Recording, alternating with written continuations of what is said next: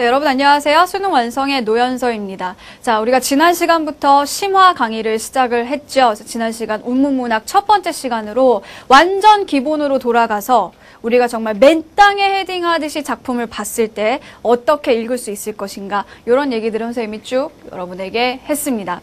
자, 이번 시간은요, 운문문학 두 번째 시간이에요. 지난번 우리가 개념, 또 유형, 접근법 이런 것들을 위주로 해서 어떤 이론적인 설명들을 들었다면, 이번 시간에는요, 그런 것들을 각각의 지문들에 한번 적용을 더 깊이 있게 해보도록 하겠습니다. 자, 우리 수능 특강 때도 선생님이 그런 걸 한번 했었는데요. 우리 교재에 여기저기 이렇게 흩어져 있는 지문들을 또 다른 기준을 가지고 모아서 하나의 어떤 복합 지문을 만드는 연습, 이런 거 선생님이 시켰었죠. 그쵸? 자, 이번에도 마찬가지입니다. 여러분, 이번에는 시간이 많지 않으니까, 우리가 수능 특강 때만 해도 굉장히 시간이 많았는데 이제는 시간이 많지 않으니까 여러분에게 그런 숙제를 시키지는 않겠습니다. 하지만 선생님이 몇 가지 기준을 가지고 묶었던 지문들, 요것만이라도 한번 보면서 어떤 공통점이 있고 어떤 차이점이 있을지 요거는 한번 생각을 해보시면 좋겠어요. 공통점은 선생님이 줄 거죠. 그죠? 이런 공통점을 기준으로 묶었으니까. 하지만 그 안에 있는 차이점은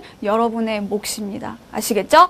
자, 그리고 그냥 단순히 이거랑 묶일 수 있어요. 이런 것이 아니라 우리가 이거를 읽어가는 데 있어서 왜 이렇게 볼 수 있는가? 이것이 왜 이런 공통점을 가지고 있다고 볼 수 있는가? 시를 해석하는 방법까지 함께 보도록 하겠습니다. 자, 그러면 첫 번째. 자, 첫 번째로 선생님이 묶은 기준은 뭐였냐면요. 하나의 작품 속에 두 가지의 어떤 삶의 모습이 나타납니다. 그런데 이 두 가지의 삶의 모습이 굉장히 대조적이라는 거죠. 자, 그래서 대비되는 삶의 모습이 드러나고 있는 그런 작품들을 선생님이 두 작품을 실어놨습니다. 자, 어떻게 알죠, 선생님? 선생님이니까 아는 거지. 이게 아니고요. 여러분도 보면 이것이 대비되는 삶의 모습이라는 걸 충분히 파악해낼 수가 있어요. 자, 어떻게 할까요? 한번 보도록 할게요. 자, 먼저 첫 번째 지문을 첫 번째 작품을 보도록 하겠습니다. 자, 제일 먼저 제목을 봤더니만, 자, 제목이 어떻게 돼 있죠? 향화, 요렇게 돼 있네요. 그쵸? 향화. 뭘까요? 향화는. 이거는 화자도 아니고 대상도 아니고, 그쵸? 우리가 좀 헷갈리는 면이 있어요. 근데 어쨌든 향이라는 애를 부르고 있네요. 그죠? 자, 즉, 이 작품은 일단 뭐는 확보하고 있죠? 부르는 걸로 봐서 대화체라는 표현 기법은 확보하고 있는 겁니다. 그쵸? 향이한테 그럼 내가 뭐를 말할 건가 봐요.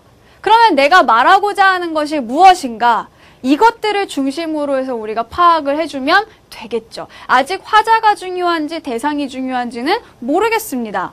몰라도 될 수 있을 것 같기도 하고요. 향이한테 하는 말이 가장 중요하니까요. 자, 보면서 화자의 정서가 나타나면 그때그때 동그라미 하고, 어떤 대상들이 나타나게 되면 그 대상의 속성을 파악해가면서 읽어주면 되겠죠. 그죠?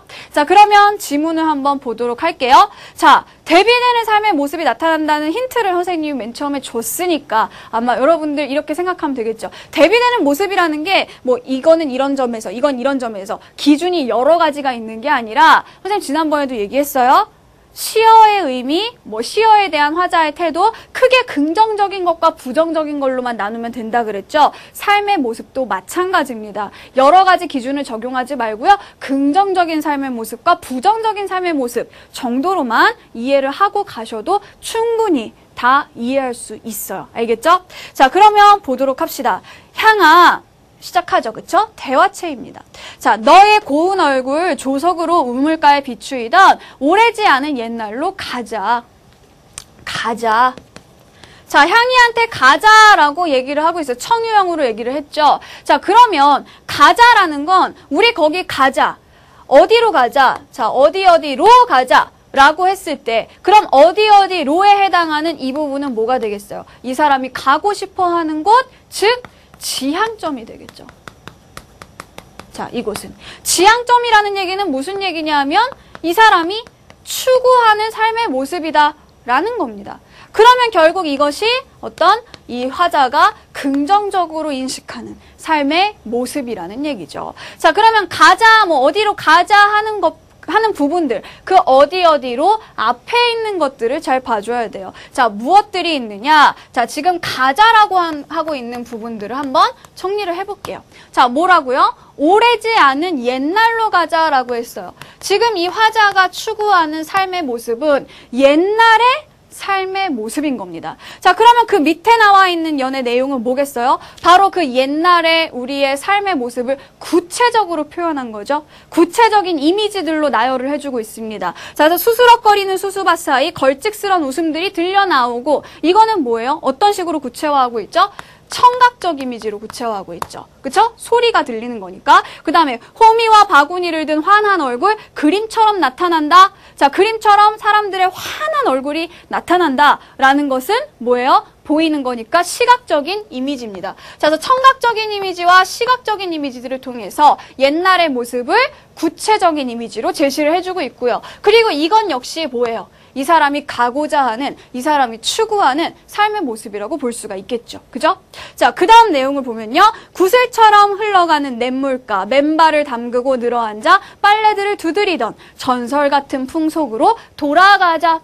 자, 돌아가잖아, 가잖아. 같은 거잖아요. 즉, 여기서 말하는 전설 같은 풍속이라는 것. 역시 이것도, 풍자가 아니라, 자, 풍속. 자, 역시 이것도 이 사람의 어떤 지향점, 이 사람이 긍정적으로 생각하는 삶의 모습이라고 볼 수 있다는 거죠. 자, 그래서 전설 같은 풍속으로 돌아가자 그랬어요. 다음 연을 볼게요. 눈동자를 보아라 향아, 회올리는 무지갯빛 허울의 눈부심. 자, 우리 보통 무지개 하면 되게 긍정적인 느낌을 줘요. 근데 거기에 빠져 있으면 안 돼요. 자, 예전에 선생님이 여러분에게 시어의 상징적인 의미를 파악하는 거에 대해서 한번 얘기한 적이 있을 거예요. 그때 뭐라고 했냐? 시어의 상징적 의미들을 알고 있으면 물론 좋습니다. 알고 있으면 도움이 돼요. 특히 고전 시간은 정말 많이 도움이 돼요. 하지만 현대시에서는요, 여러분이 알고 있는 그 시어의 상징적 의미가 다가 아닐 수도 있습니다. 그러니까 알고 있는 걸 바로 적용했다가는 큰 코를 다칠 수 있다는 얘기예요. 예를 들어 눈. 우리가 하늘에서 내린 눈이요. 눈 하면 보통 시련, 고난 이런 의미로 쓰이는데 어떤 시에서는 꼭 그런 건 아니라고도 했죠. 그러니까 시 속에서 반드시 우리가 앞뒤 문맥을 통해서 검증을 해봐야 됩니다. 여기도 마찬가지예요. 무지개, 눈부신 거. 굉장히 되게 좋은 느낌을 주잖아요. 긍정적인 느낌을 주죠. 우리 머릿속에서 무지개 하면 막 희망? 그죠? 이런 거를 떠올리게 되는데 여기서도 그럴까요? 문맥을 통해서 검증을 해보면 그렇지 않다는 걸 알게 됩니다. 자, 보세요. 자, 무지갯빛 허울의 눈부심에 넋 빼앗기지 말고라고 했는데요. 그쵸? 자, 거기로 들어가자는 게 아니라 그거에 넋을 빼앗기지, 정신을 빼앗기지 말자라 그랬어요. 자, 그러면 가자의 반대쪽에 말자가 있겠죠? 자, 그러면 가자에 나오는 내용들이 어떤 지향점 또 추구하는 삶의 모습이라고 한다면, 자, 이 말자에 해당하는 것들은 뭐가 되겠어요? 거부하려는 삶의 모습이다라고 볼 수 있겠죠? 여기 나와준 거는 뭐냐? 바로 그런 무지갯빛, 허울, 그쵸? 자, 이런 것들이 나와 있습니다. 무지갯빛으로 되어 있네요. 그쵸? 자, 이 허울의 눈부심에 넋 빼앗기지 말자. 이게 뭘 얘기하는 건지는 모르겠지만 어쨌든 이 사람은 이런 삶을 거부하고 있는 겁니다. 자, 뭘 얘기하는 건지는 선생님이 알려줄게요. 뭐겠어요? 무지갯빛, 겉으로 보기에 화려해요. 그런데 그거는 허울일 뿐이라는 거죠. 허울 알죠? 껍데기라는 얘기입니다. 자, 그래서 겉으로 보여지는 어떤 그런 껍데기의 화려함, 이런 것들의 넋을 빼앗기지 말고 우리는 이런 곳으로, 순수했던 그 옛날로 돌아가자라는 얘기를 하고 있는 겁니다. 되셨죠? 자, 그 밑에 또 계속해서 보도록 할게요. 자, 철 따라 푸짐히 두레를 먹던 정자나무 마을로 돌아가자. 자, 또 돌아가자가 있죠. 어디요? 자, 정자나무 마을로. 역시 이것도 뭐가 됩니까? 화자가 긍정적으로 생각하는 공간입니다. 추구하는 곳, 이상적인 곳이란 얘기죠. 자, 미끈덩한 기생충의 생리와 허식에, 이거는 일단 봐도 부정적이죠. 좋아요? 미끈덩한 기생충이 저는 좋습니다. 이런 친구도 없을 거예요. 있으면 나중에 꼭 기생충 학자가 되십시오. 대성할 겁니다. 거의 대부분은 안 좋아하겠죠? 자, 미끈덩한 기생충의 생리와 허식에 인이 박히기 전으로 가자는 거잖아요. 그러면 이런 거 인 박히기 전으로 돌아가자라는 얘기는 인 박힌 후는 안 좋다는 거겠죠? 자, 그러니까 역시 그것도 뭡니까? 우리가 거부하는 삶의 모습이다라고 볼 수 있다는 얘기죠. 그래서 기생충의 뭐 어쩌고 생리와 허식 뭐 이런 것들. 자, 허식이라는 말 자체도 어때요? 위에 나와 있었던 허울, 껍데기와 비슷한 그런 느낌을 주죠. 그런 것들을 거부하는 삶이라고 그럼 확실하게 우리가 인지를 할 수 있겠어요. 자, 그래서 눈빛 아침처럼 빛나던 우리들의 고향, 병들지 않은 젊음으로 찾아가자꾸나. 역시 가자라고 한 걸로 봐서 이 사람이 돌아가고자 하는 곳, 자, 고향, 우리의 그 어떤 병들지 않았던 그런 젊음 이런 것들을 찾아오자라고 했습니다. 자, 향아 허물어질까 두렵노라. 얼굴 생김새 맞지 않는 발돋움에 흉낼란 그만 내자. 자, 그만 내자.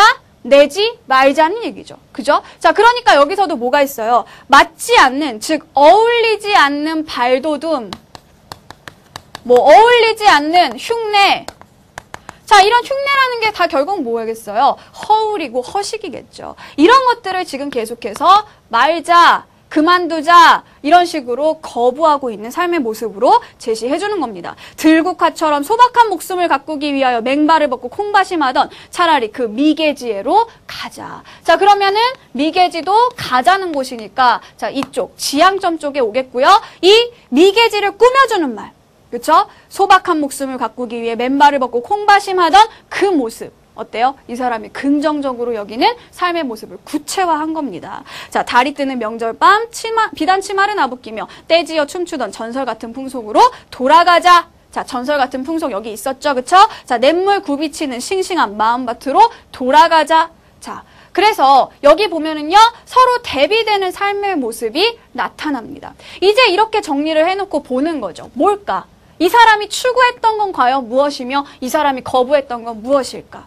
자, 옛날 전설 같은 풍속, 정자나무 마을, 고향, 젊음, 미개지. 미개지가 뭐예요? 미개한 곳? 개발되지 않은 곳이죠. 그죠? 자, 그러니까 옛날 개발되기 전 결국 순수할 때의 우리의 모습으로 돌아가자는 거, 순수한 삶의 모습을 이 사람은 추구하고 있는 거고요. 그거의 대립점에 서 있는 삶의 모습은 뭐죠? 허울, 허식, 흉내 이런 것들입니다. 그죠? 자, 그래서 껍데기만 있는 거, 겉만 화려한 거, 그쵸? 자, 외적인 것을 중시하는 거, 이런 삶의 태도는 거부하고 있는 겁니다. 그래서 이 시에는 어때요? 서로 대립되는, 대비되는 삶의 태도가 드러난다라고 볼 수 있겠죠. 자, 그래서 결국 이런 것들을 나누는 기준은 한 가지였어요. 가자는 거냐, 말자는 거냐. 그죠? 문맥 속에서 서술어를 통해 확인할 수 있는 부분이었습니다. 자, 그러면 이 작품에다가 선생님이 다른 지문에 있는 거를 가져왔습니다. 그러니까 원래부터 같이 묶여져 있던 지문이 아니라 아예 다른 세트에 있던 지문을 한번 붙여봤어요. 대비되는 삶의 모습이 드러난 작품으로요. 자, 그래서 그 작품이 바로 뭐냐? 조지훈의 흙을 만지며 라는 작품입니다. 자, 흙을 만지며 라는 이 제목에는 두 가지 뜻이 있을 것 같습니다. 먼저 화자가 흙을 만지고 있는 어떤 상황을 나타내주는 걸로 볼 수도 있겠고요. 흙이라는 어떤 그 대상 자체에 대해서 이야기하는 것으로 볼 수도 있겠죠? 그쵸? 자, 이럴 경우에는 굳이 우리가 화자와 대상을 나눌 필요는 없습니다. 어떤 대상이 있으면 대상의 속성과 화자의 태도를 찾으면 되고 화자의 정서를 나타내는 부분이 있다면 그 정서들을 정리해주면 되겠죠. 자, 그러면 한번 이 작품을 또 보도록 할게요. 자, 여기 피비린 옥루를 헐고 따사한 햇살에 익어가는 초가 삼간을 나는 짓자 오. 자, 여기 보면은요.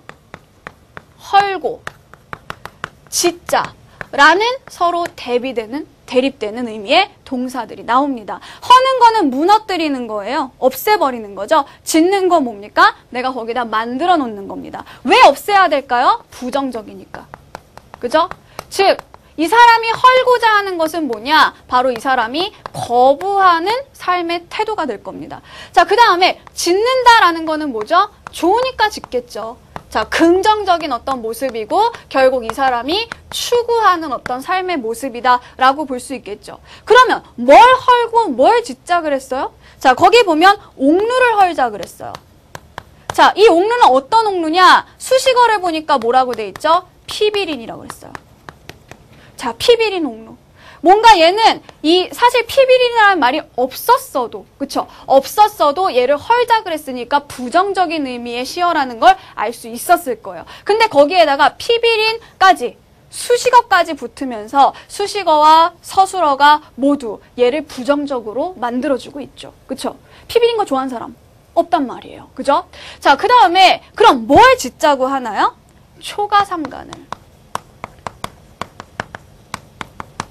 자, 초가삼간을 짓자라고 했습니다. 자, 그러면 보세요. 얘는 헐어야 될 거, 얘는 지어야 될 거. 그 부분에서 이미 얘네들은 대립되는 시어가 되는 겁니다.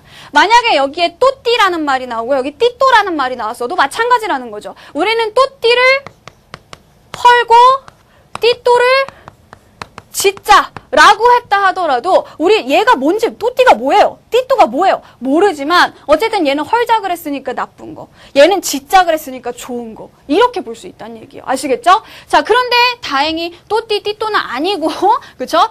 또띠, 띠또는 아니고 옥루와 초가삼간이 나왔어요. 그럼 이렇게 나왔다, 두 개가. 그럼 가만히 보세요. 얘는 뭐가 다른 걸까? 뭐가 다르길래 이 사람은 얘는 싫어하고 얘는 좋아할까? 자, 옥루라는 건 뭔가 옥이 들어가면 비쌉니다. 그쵸? 여러분 일반 전기장판하고 옥매트하고 뭐가 더 비싸요? 당연히 옥매트가 더 비싸죠. 옥이 들어가면 비싼 거라니까요. 자, 그래서 이 옥루라는 것은 뭔가 화려한 그런 삶을 이야기하겠죠. 초가삼간, 초가집, 이거는 소박한 삶이라고요. 자, 결국 이 사람은 뭐예요? 화려한 어떤 삶을 거부하고, 화려하지만 피비리다면서요. 그죠? 뭔가 막 싸움이 있고, 그쵸? 불화가 있고, 이런 것들을 거부하고 소박한 삶을 추구하는 거구나. 그게 바로 이 시의 주된 화자의 태도가 되는 겁니다. 됐죠? 자, 나머지 내용은 1년에서 이미 이 관계가 다 나왔기 때문에 나머지 내용은 이거에 입각해서만 봐주면 됩니다. 보세요. 자, 없는 것 두고는 모두 다 있는 곳. 자, 모두 다 있는 곳 어디겠어요? 뭔가 있는 거, 화려한 곳이겠죠. 그쵸? 자, 모든 것이 있는 곳, 즉 이곳은 모든 것이 풍족한 곳. 하지만 여기에는 뭐가 있다? 그 밑에 뭐가 있어? 외로움. 자, 정서를 나타내주는 시어는 무조건 동그라미 치고 간다라고 했죠. 자, 이 사람이 이렇게 화려한 곳을 거부하는 이유는 뭐냐? 거기에는 외로움이 있다는 겁니다. 외로워서 싫은 거예요. 그죠? 자, 그런데 여기로 오게 되면은요. 자, 이 부분에는 뭐죠? 맨 밑으로 가보세요.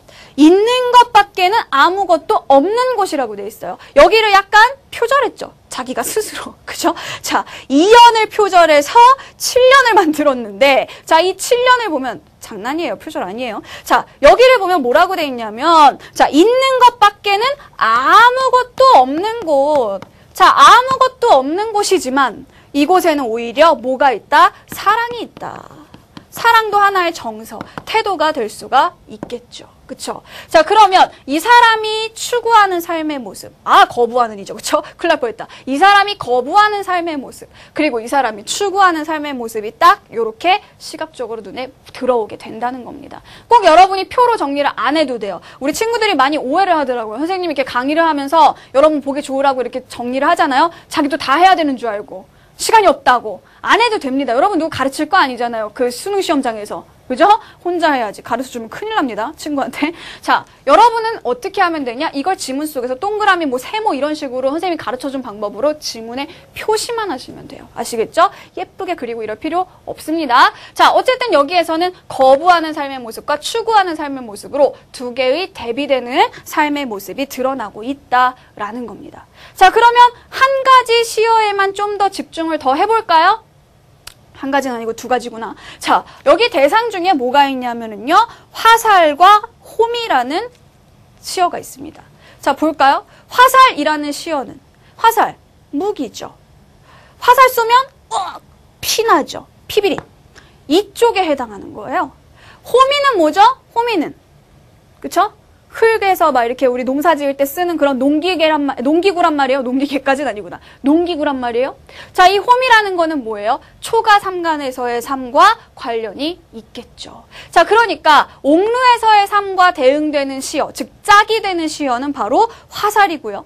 그 다음에 초가삼간에서의 삶과 짝이 되는 시어는 바로 홈이다. 그렇게 여기다가 화살과 호미를 써줘도 된다는 거죠. 보시면 허공에 박혀있는 화살을 뽑아 한자로 호미를 벼루어 보자라고 했는데 여러분이 벼루다, 뭐 별이다, 이 별이다라는 말로 쓰는데요. 자, 이게 무슨 뜻이냐면은요. 이게요, 대장간에서요. 대장간 아시죠? 막 이런 그 쇠를 녹여가지고 쇳물을 부어서 어떤 그 농기구나 뭐 칼이나 뭐 이런 것들을 만드는 곳이 대장간입니다. 그래서 뭔가 이렇게 쇳물을 녹여서 틀 속에 붓고 이렇게 쇠로 뭔가 도구를 만드는 그런 과정에 벼리는 과정이 있어요. 결국 화살을 뽑으면 화살촉도 쇠로 돼 있잖아요. 그 쇠는 사람을 죽이는 쇠입니다. 그렇죠? 그러니까 이거를 녹여서 뭘로 만들어요?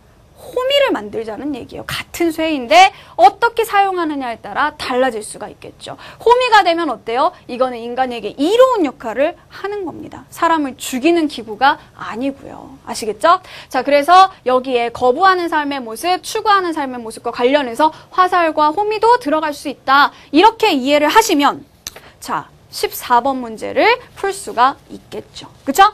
자, 14번 문제 어떻게 해야 됩니까? 1번, 1년에서는 대조적인 시어를 사용한다. 대조적인 시어가 뭐였어요? 옥루와 초가삼간이겠죠? 자, 이게 왜 대조적이냐? 내가 옥루가 뭔지 모른다, 초가삼간이 뭔지 모른다 하더라도 얘는 헐작을 했고 얘는 짓작을 했으니까 대조적인 거예요. 그죠? 그러면서 허는 거는 없애는 거예요. 짓는 거는 내가 만드는 거고요. 그러니까 추구하는 거는 얘겠죠? 그래서 초가삼간을 지향하는 것. 즉 1번에서 말하듯이 전원 생활을 지향하는 그런 태도가 부각되는 게 맞습니다. 그죠?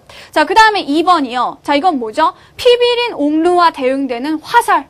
화살은 사람을 죽이는 겁니다. 그래서 속세의 부정적 속성이 드러나는 게 맞고요. 자, 그 다음에 3번은요. 자, 사연에서는 화자가 지난 삶에 대해 반성적으로 인식했다. 자, 반성적으로 인식했다는 거 어떻게 할 수 있죠? 자, 아까 우리가 정서를 나타낸 말들에 동그라미를 했는데 외로움하고 사랑이 있었는데 중간에 하나가 더 있었죠. 뭐였죠? 뉘우침. 그죠? 자, 뉘우침이라는 건 반성이 맞죠. 그런데 그 반성을 감각적 이미지를 사용해서 드러냈대요. 자, 어떤 감각이 여기에서 드러나게 되나요? 풍기는 흙냄새, 그쵸? 후각이죠. 그 다음에 꽃이 핀다, 시각이죠. 그래서 후각과 시각에서 우리가 감각적 이미지를 찾을 수가 있습니다. 자, 그 다음에 5번을 보면은요. 7년에서는 이연을 변주해서 아까 선생님이 장난으로 표절이라고 표현을 했는데 변주라는 거는 뭡니까? 조금 약간 살짝 바꿔가지고요. 변형해서 반복하는 게 바로 변주입니다. 자, 그래서 이렇게 변주해서 시상을 마무리함으로써 어쨌든 변주도 반복이기 때문에 반복은 어떤 효과가 있다? 지난 시간에 배웠죠. 강조의 효과가 있습니다. 그래서 5번도 맞는 설명이 되겠죠. 그래서 1, 2, 3, 5번 이게 의미 있는 설명들로 여러분이 알아두시면 되겠습니다. 4번은 답이고요. 적절하지 않고요. 자, 그래서 첫 번째로 선생님이 이렇게 대립되는 삶의 태도가 드러나는 작품을 2개를 묶어서 여러분들한테 드렸어요. 자, 그러면 만약 이것이 고전시가로 간다라고 생각을 해봅시다. 자, 고전시가에서는 주로 이런 대립되는 삶의 모습이 무엇과 무엇의 대립으로 나타날까요? 그렇죠. 자연과 속세의 모습으로 나타나게 될 겁니다. 자, 그래서 자, 두 번째 선생님의 기준은 사실 1번 기준이랑 똑같아요. 1번 기준과 똑같지만 이거를 고전으로 가져와서 속세와 자연을 이분법적으로, 즉 속세는 속세, 자연은 자연, 얘네들은 서로 다른 공간, 하나는 추구하고 하나는 버려야 할 그런 공간으로 인식하고 있는 작품들을 한번 보도록 하겠습니다. 자, 먼저 첫 번째 작품은요. 이황의 도산 12곡이라는 작품이 되겠죠. 자, 이 작품 같은 경우에는요. 선생님 먼저 줬으니까 자, 속세와 자연을 이분법적으로 생각한다라는 걸 줬으니까 여러분 이걸 보면서 어떤 게 자연이고 어떤 게 속세를 나타내는 건지 한번 보도록 하세요. 자, 첫 번째 1곡을 봅니다. 자, 이런들 어떠하며 저런들 어떠려 초야 우생이 이렇다 어떠하려. 아, 이러면 어떻고 저러면 어때. 초야 우생? 뭐 어때? 괜찮아. 이런 얘기죠. 그렇죠? 아, 뭐 어때? 라는 건 주로 그럼 안 돼보다 괜찮아로 가게 되죠. 자, 이 사람은 그래서 뭐예요? 초야 우생으로서의 삶을 어떻게 한다? 자, 이런 삶을 어떻게 한다? 괜찮다라고 본다는 겁니다. 즉, 이거는 추구한다는 거죠. 주로 이렇게 속세와 자연이 대립될 때는요. 자연은 추구의 대상이 되고 속세는 거부의 대상이 됩니다. 그죠? 당연히 그렇겠죠? 자, 초야우생이라는 거는 뭐냐 하면은 뭐예요? 초야. 자연에 묻혀서 살아가는 어리석은 인생이란 뜻이에요. 그런데 이 어리석다는 건 실제로 내가 정말 어리석어 막 이런 게 아니라 그죠? 그냥 세상 물정 모르고 편안하게 살아갈 때 우리가 초야우생이라고 하게 됩니다. 자, 초야우생이 이러면 어떠냐? 하물며 천석고황을 자, 천석고황이라는 것은 뭐냐 하면 자연 속에서 병이 든 거예요. 자연이 나빠서 병이 든 게 아니고요. 막 자연이 오염돼가지고 뭐 이상한 거 먹어가지고 막 배 아파. 나빠서 병이 든 게 아니라 자연을 너무 좋아해서 말하자면 자연에 대한 상사병이 걸린 거예요. 이거를 고쳐서 무삼하려. 이걸 고쳐서 뭐 하겠냐. 고치지 않겠다. 나는 좋다는 거죠. 자연에서의 삶이 그래서 초야우생과 천석고황이라는 말로 제시가 되고 있습니다. 자, 그 밑에 보면은 자연을 뜻하는 말도 또 많이 나와 있죠.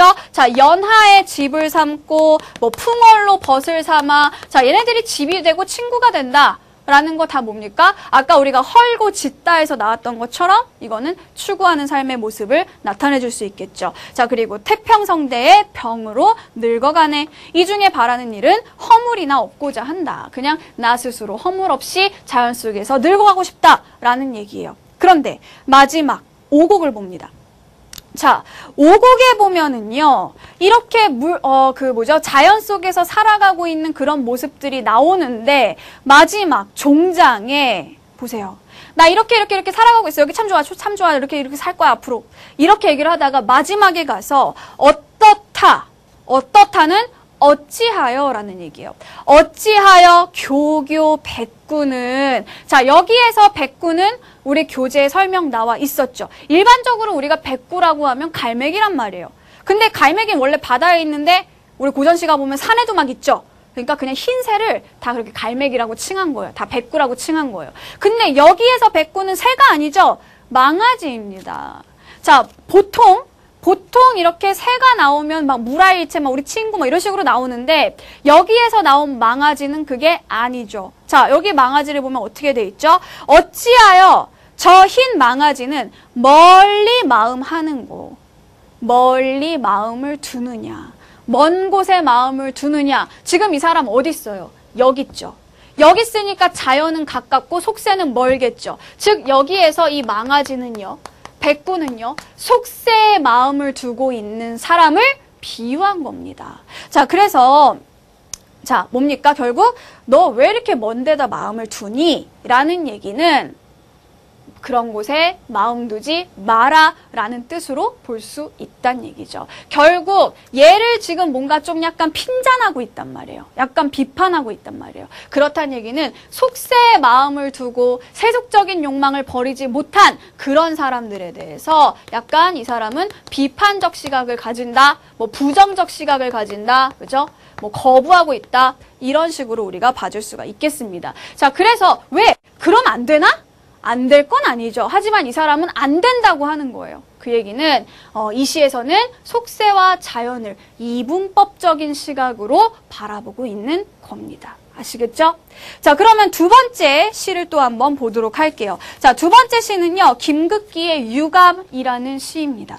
자, 이 유감이라는 시도 36번 문제의 보기를 보면 이 사람이 굉장히 어떤 권력에 빌붙지 않고 지조를 지키면서 살아갔던 사람이라는 것을 보기를 통해 우리가 충분히 알 수가 있습니다. 자, 그러면은요, 보기는 여러분이 읽었다 치고 작품을 한번 보도록 할게요. 자, 작품을 보면 앞부분에는 아직까지는 뭐 그렇게 요런 면이 잘 보이진 않습니다. 자, 앞부분에서는 뭐 내가 되게 일하느라 힘들었다, 그동안 바빴다, 그래도 번잡한 그런 공무에서 틈을 냈으니까 내가 어딜 간다? 자, 여러분, 갑자기 어떤 시간이 주어질 때, 그쵸? 그때 사람이 뭘 하는지를 봐야 돼요. 그게 그 사람이 추구하는 삶의 양식, 그 사람이 추구하는 삶의 지향점인 겁니다. 시간이 없어서 못하고 있는 거지, 시간이 주어지면 뭘 하나? 여러분, 시간 주어지면 뭐 할 거예요? 게임? 그게 여러분의 삶의 양식이진 않겠죠? 그쵸? 자, 이 경우에는요, 이 사람은 갑자기 시간이 주어지니까, 잠깐 틈이 나니까 어디를 갔다?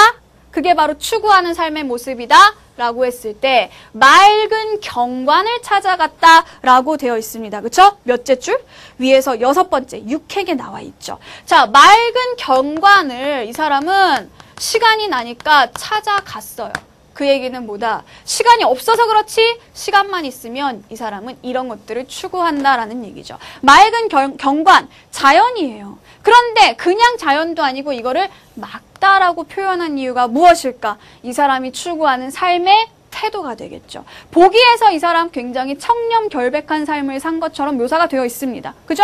자, 그런 걸로 봤을 때 이게 바로 이 사람의 삶의 자세와 연결이 되어 있는 시어다. 이렇게 볼 수 있다는 얘기예요. 자, 그래서 압록강의 최고로 아름다운 곳을 여인말로 때때로 와서 논인다네. 그래서 밑에 있는 내용들은 뭡니까? 바로 이런 아름다운 자연들의 모습을 쭉 나열을 하고 있습니다. 물고기, 뭐 해오라기, 뭐 들국화, 뭐 이런 얘기들을 하고 있죠. 자, 아직까지는 그래서요, 딱히 자연에 대한 어떤 얘기는 나오고 있지만 속세에 대해서 거부하는 모습은 나타나고 있지 않죠. 끝까지 읽어봐야 됩니다. 보세요. 그윽한 난초, 이미 시들었으니 해 다갈 적 그 누구와 짝할 것인가? 자, 난초가 시들었어요? 그럼 이제 난 누구랑 친구하지? 이런 얘기잖아요. 그 얘긴 지금까지 이 사람은 난초랑 친구가 됐던 거예요. 짝. 그쵸? 짝이 됐던 거예요. 그러면 난초랑 지금까지 친구를 했다. 그러면 친구는요? 싫어하는 사람이랑 친구하지 않죠. 그쵸? 이 사람이 추구하는 삶의 모습을 보여주고 있는 대상입니다. 그래서 이거는 어떤 난초는요, 여러분 깨끗한 곳에서만 자라요. 자, 난초의 어떤 깨끗함, 뭐 지조, 이런 것들이 이 사람이 추구하는 삶의 모습이 될 수 있겠죠. 그런데 난초가 시들어 버렸어요. 그럼 나 이제 친구가 없어.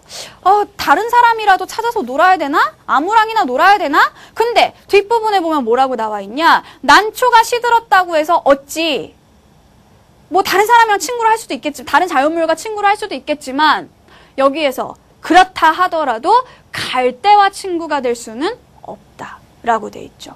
그렇다고 어찌 길가에 갈대를 따라 양과 소에 밟히고 밟히겠는가? 자, 물어봤지만 사실은 밟힐 수 없다라는 그런 의미를 나타내는 겁니다. 역시 여기에도 서리법이 사용됐죠. 즉, 자, 갈대가 되면 양과 소들에게 밟히는 삶을 살아야 돼. 그러니까 난초가 없어졌다고 얘랑 친구하는 거 나에겐 있을 수 없는 일이야. 자, 갈대는 뭐예요? 속세의 삶입니다. 결국 양과 소에게 밟힌다는 갈대 뭐예요? 여자의 마음은 갈대 뭐 이런 말 있잖아요. 그게 뭐예요? 바람에 막 흔들린다 이런 얘기죠. 그죠? 자, 그러니까 여기저기 휘둘리면서 살 수 있겠냐? 그렇지 않다는 겁니다. 얘가 없으면 그냥 친구 없이 살고 말지 그렇게 휘둘리는 삶을 살지는 않겠다. 역시 이것도 뭐죠? 거부하는 삶의 모습이고 그리고 이건 속세에서의 삶을 나타내는 것이다 라고 볼 수 있습니다. 왜 이거를 속세의 삶이라고 볼 수 있을까요? 바로 밑에서 자기가 그렇게 얘기를 해주고 있죠. 자, 이것이 구속받지 않는 선비가 이것이 뭐예요? 갈대와 친구하지 않는 것이 바로 구속받지 않는 선비가 홀로 서서 세속과 섞이지 않음과 어찌 다르랴. 어찌 다르랴 역시 서리법입니다. 어떤 의미를 강조했죠? 다르지 않다. 같은 것이다. 즉 갈대와 친구하지 않는 것은 뭐다? 세속과 섞이지 않는 것과 같다. 다르지 않다. 이런 뜻이죠. 그쵸? 자, 그래서 선생님 지금 제대로 말했나요? 자, 갈대와 친구하지 않는 것은 세속과 섞이지 않는 것과 같은 것이다. 이렇게 돼야겠네요. 자, 결국 갈대는 뭐다? 속세에서의 삶을, 그쵸? 속세와 타협하는 삶을 의미하는 것이다 라고 볼 수 있습니다. 그래서 마지막 줄에서도 세속과 섞이지 않는다라고 말을 해서 이 자연에서의 삶과 속세에서의 삶을 이분법적으로 생각하고 있다는 것을 볼 수가 있겠죠. 됐죠? 자, 그래서 보세요. 두 가지 서로 다른 삶의 양식이 자, 고전 시가에서는 이렇게 속세에서의 삶과 자연에서의 삶으로 나타날 수 있다라는 거 여러분이 꼭 기억을 해주셨으면 좋겠습니다. 자, 그럼 36번 문제 여러분 풀 수 있겠죠? 그쵸? 자, 뭐 2번은 답이고 잘못된 거니까 이제 우리는 답을 찾는 게 문제가 아니잖아요. 여기에 들어있는 나머지 그 개념들, 시의 해석들을 알아야겠죠? 1번, 이 맑은은 뭐다? 작가의 어떤 정신세계와 관련이 있을 것이다. 보기에서도 우리가 찾아낼 수 있는 부분이고요. 3번 난초라는 건 뭐죠? 갈 때가 되면 밟혀요. 그러기 싫어서 나는 난초랑 친구가 된 건데 이 얘기는 뭐죠? 무엇에게도 밟히고 싶지 않다는 것에서 지조를 지키려던 작가를 떠올리게 한다. 맞아요. 자, 그 다음에 4번 갈 때는 뭐다?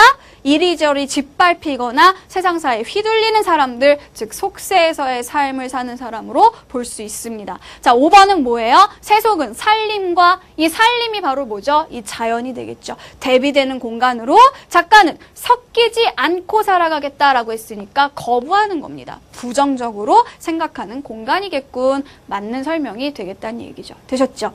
자, 그러면 됐어요. 자, 여기까지 대립되는 삶의 태도가 나타나는 작품이었습니다. 자, 이제 세 번째 가보도록 할게요. 자, 세 번째는 뭐냐 하면은요. 자, 처음부터 끝까지 화자의 태도가 변하지 않는 것이 아니라 시상이 전개됨에 따라서, 즉 시간의 흐름에 따라 혹은 뭐 공간의 이동에 따라서 화자의 태도가 변화하는 작품들을 한번 찾아보도록 할게요.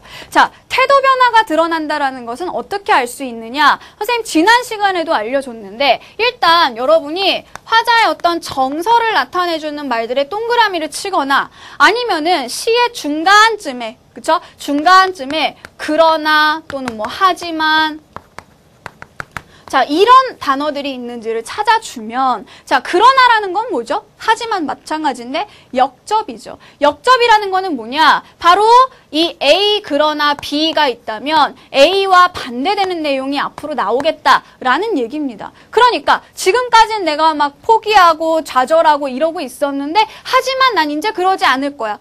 라는 태도의 변화가 드러날 수 있다는 얘기죠. 자, 정서를 나타내고 있는 말, 이런 것들의 동그라미를 치다 보면 앞에서 나오는 정서들의 공통점, 뒤에서 나오는 정서들의 공통점을 묶어보면 여기에서도 역시 정서의 변화를 쉽게 파악할 수가 있습니다.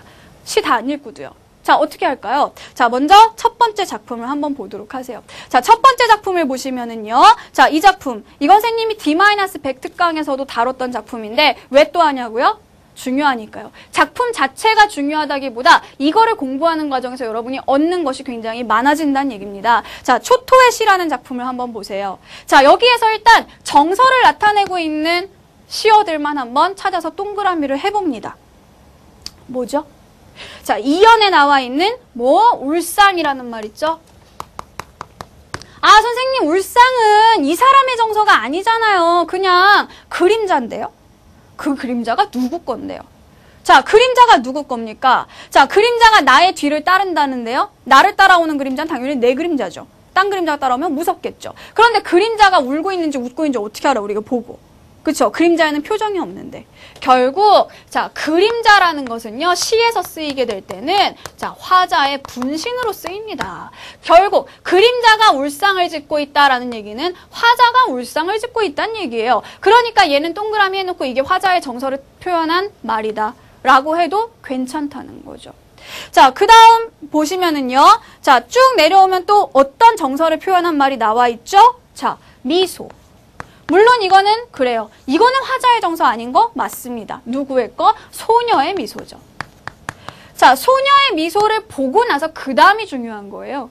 자, 화자가 처음에는 이런 슬픔, 서글픔 이런 정서들을 가지고 있다가 소녀의 미소를 본 이후에 달라집니다. 뭐가 있죠? 마지막 연에 나는 술 취한 듯 흥그러워진다. 자, 흥겨워진다는 얘기죠. 흥겨움이란 정서가 나타났어요. 자, 그 다음에 그림자도 이제 어떻게 해야죠? 웃으며. 그림자가 웃은 게 아니죠. 내가 웃은 거죠. 자, 그러니까 봐봐요.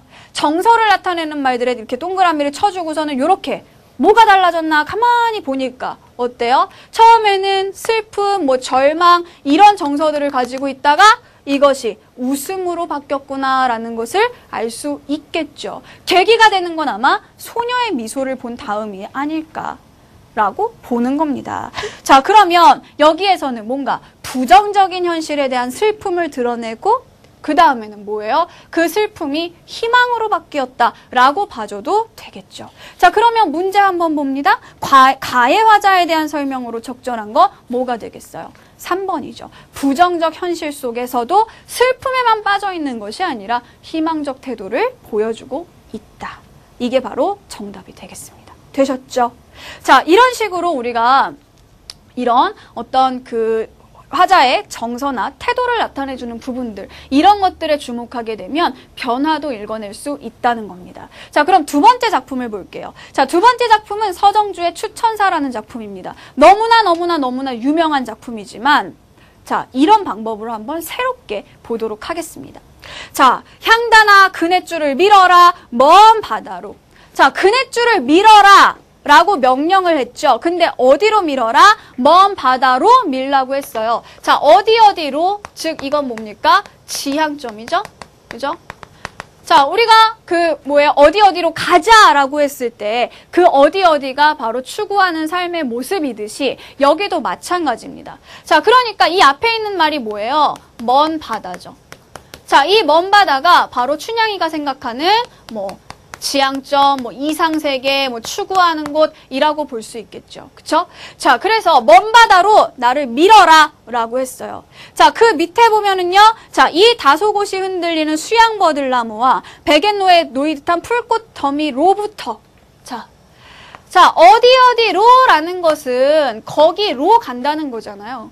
그런데, 자, 어디로부터라고 했다는 거는 뭐죠? 여기가 출발점이 되는 거죠. 즉 여기에서 나가야 되는 거죠. 그러니까 이것은 지향점이 아니라 거부하는 것들입니다. 내가 떠나야 할 출발점이 되는 거죠. 자, 그러면 이 향단이가 아니라 춘향이가 떠나고자 하는 곳은 바로 이런 것들이에요. 수양버들나무, 풀꽃 더미들, 나비 새끼 꾀꼬리들. 자, 이런 것들은 어디예요? 지상에 있는 것들이죠. 그죠? 자, 지상에서 나는 뭐예요? 떠나서. 이것들로부터 떠나서 어디로 가고 싶다? 먼 바다로 가고 싶어요. 그러니까 아주 내어 밀듯이 나를 밀어달라는 거죠. 산호도 선도 없는 오잉? 여기도 보면은요. 자, 뭐뭐가 없는 곳으로 나를 보내달라 그랬으니까 이 앞에 있는 것들은 뭐가 되겠어요? 바로 이 사람이 거부하는 내용이 되겠죠. 산호와 섬 이런 것들이 없는 어디로? 아까는 바다였는데 이번에는 뭐가 나와요? 저 하늘로. 자, 뭐뭐로? 지향점입니다. 하늘. 자, 그래서 3년까지의 내용을 보면은요, 춘향이는 지금 자기가 속해 있는 지상이라든가 이 바다, 여기 산호, 섬 이런 바다, 이런 아래쪽에 있는 것들, 이런 것들로부터 떠나서 이런 먼 이상을 추구하고 있다라는 것을 알 수 있습니다. 그래서 1, 2, 3년의 내용은 춘향이가 뭔가 이상을 추구하고 있다는 걸 보여주는 부분이에요. 자, 그런데 4연에 가면은요, 갑자기 힘이 쑥 빠지죠. 계속 나를 밀어라. 아주 내어 밀듯이 나를 밀어 올려다오. 이러다가 갑자기 4연에 가가지고 털썩. 이런 느낌 들지 않아요? 서쪽으로 가는 달같이는 나는 아무래도 갈 수가 없구나. 그쵸? 지금 춘향이가 비행기를 탄 게 아니란 말이에요. 그네를 탔기 때문에 그네를 타면 올라가는 듯 하지만 다시 내려올 수밖에 없다는 얘기죠. 자, 그래서 보세요. 앞에 3년에서는 막 계속 올려다오, 밀어다오 막 엄청나게 그 갈구하는 모습을, 이상향에 대한 갈망을 보여줍니다. 자, 그런데 그 갈망이 4연에 오게 되면 어떻게 돼요? 체념. 그죠? 한계를 자각해요. 난 갈 수가 없구나. 그죠? 자, 한계를 자각한다. 아, 나는 갈 수가 없어. 나는 여기까지야. 현실적인 한계를 자각합니다. 그런데 그 밑에 하나가 더 있죠? 여기서 끝나는 것이 아니에요. 정말 체념하고 끝나는 것이 아니라 이 시는 어떻게 끝을 맺고 있냐? 그래도 바람이 파도를 밀어 올리듯이 그렇게 나를 밀어 올려 다오 포기하지 않는다는 얘기죠. 그래서 마지막 부분에 보면은 뭐예요? 그래도 가고자 하는 의지가 드러나고 있다. 자, 그러면은 이 시의 화자의 태도의 변화 3단계라고 볼 수 있겠죠? 이상세계를 갈망한다. 자, 그 다음에 뭐예요? 거기에서 현실적인 한계를 자각하고 약간 체념하려다가 체념으로 끝나지 않고 어떤 의지적인 어조로 마무리하고 있다. 이렇게 우리가 태도를 정리할 수 있겠습니다. 되셨죠? 자, 세 번째 작품을 볼게요. 자, 세 번째 작품 역시 누항사라는 작품으로 여기에도 화자의 태도 변화가 드러나게 됩니다. 자, 이 누항사를 보면은요. 자, 역시 여기에서도 우리가 정서를 나타내는 말들을 한번 찾아볼게요. 자, 뭐가 있죠? 셋째 줄에 한이라는 말이 있죠. 한스럽네요. 그죠? 자, 그 다음에 그 밑에 줄에 울적하다는 말이 있죠. 울적하여. 슬프네요. 울고 싶네요. 그쵸? 자, 그리고 또 밑에 줄 보니까 뭐가 나오죠? 한숨이 나오죠. 아, 자, 정서를 나타내 줄 수 있는 시어들에 딱 동그라미 치니까 이 사람의 정서가 나왔단 말이에요. 자, 이 사람은 지금 한스럽고요. 울적하고요. 한숨이 나와요. 그죠? 자, 왜? 가난하기 때문에. 자, 그런데 밑으로 쭉 내려오니까 여기에서 이 사람이 그래서 포기했느냐? 가난의 슬픔에 빠져서 좌절했느냐? 그게 아니라는 겁니다. 자, 밑으로 내려오다 보면은 뭐가 나와 있나요? 자, 갑자기 강호한 꿈이라는 말이 나오기 시작하면서 자, 이제는 뭐예요?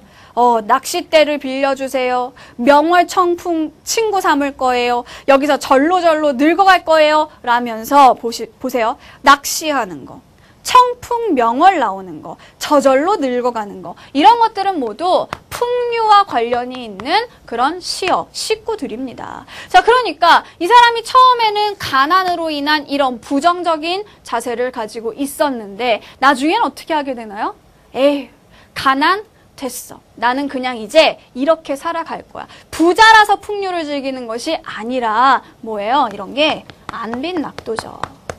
가난하지만 그 안에서도 즐거움을 누리면서 살아가는 그쵸? 그런 삶의 태도가 여기에 나오게 되는 겁니다. 자, 그래서 이 누항사도 역시 화자의 태도 변화가 나타나는 대표적인 고전시가 작품이다. 이렇게 볼 수 있겠습니다. 되셨죠? 자, 마지막 네 번째입니다. 자, 네 번째는 뭐냐면은요. 자, 이렇게 어떤 추구하고 거부하고 이런 것들보다 우리에게 어떤 자연물을 제시해주고 그 자연물에 의미를 부여하거나 아니면 자연물로부터 깨달음을 얻는 시들, 이런 것들은 선생님이 세 작품을 넣어놨습니다.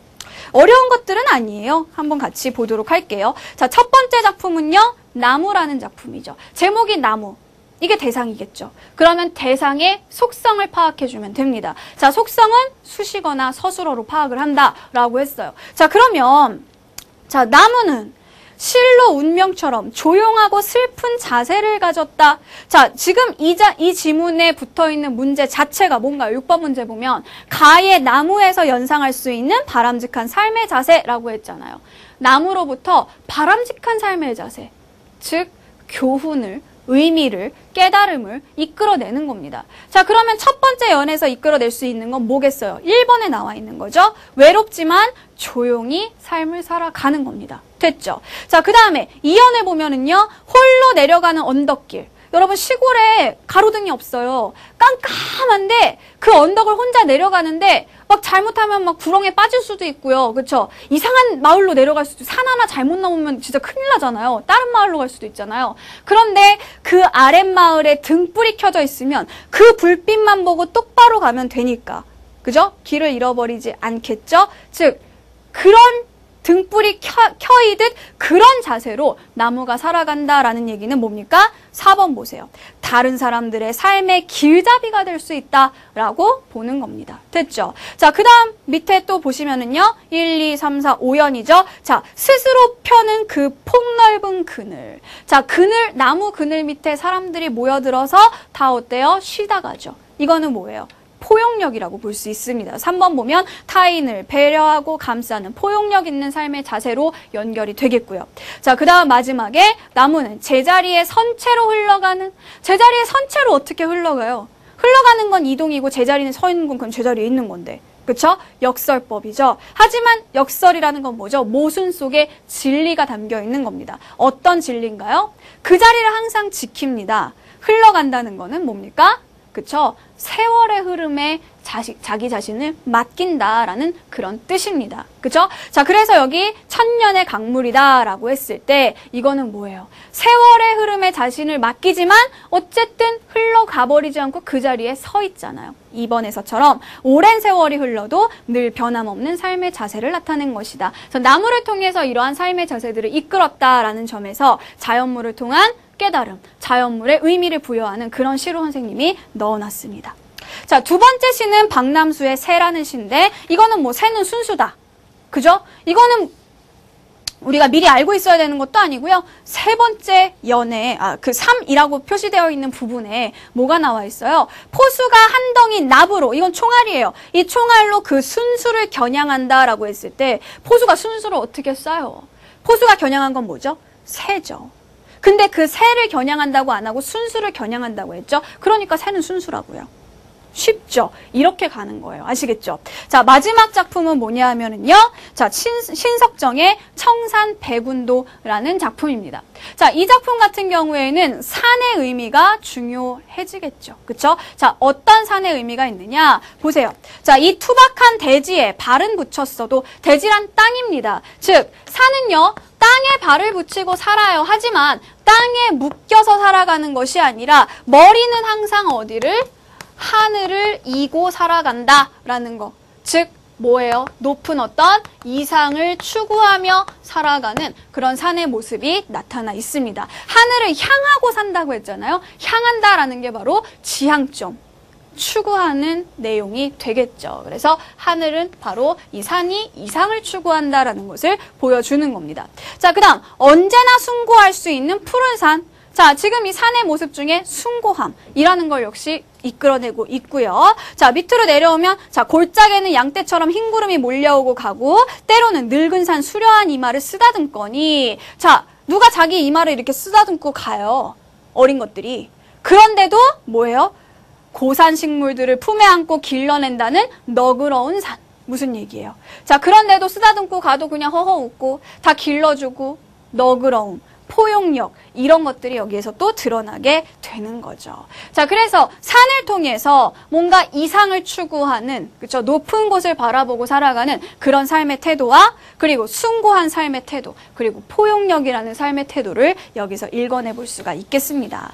자, 그래서 오늘 선생님이 4가지 지문을 구성하는 원리들을 여러분에게 알려줬어요. 자, 나머지 물론 다른 기준에 의해서도 다른 지문들이 엮일 수가 있겠죠. 하지만 선생님이 수능 완성에서만 일단 특징적으로 드러나는 것들을 한번 모아봤습니다. 자, 다시 한번 여러분 작품을 보면서 선생님이 밑에 붙여놓은 문제들을 한번 풀어보시고요. 우리 다음 시간에는요, 산문 문학으로 들어가서요, 소설과 관련된 그런 개념들, 지문 접근법들 살펴보도록 하겠습니다. 감사합니다.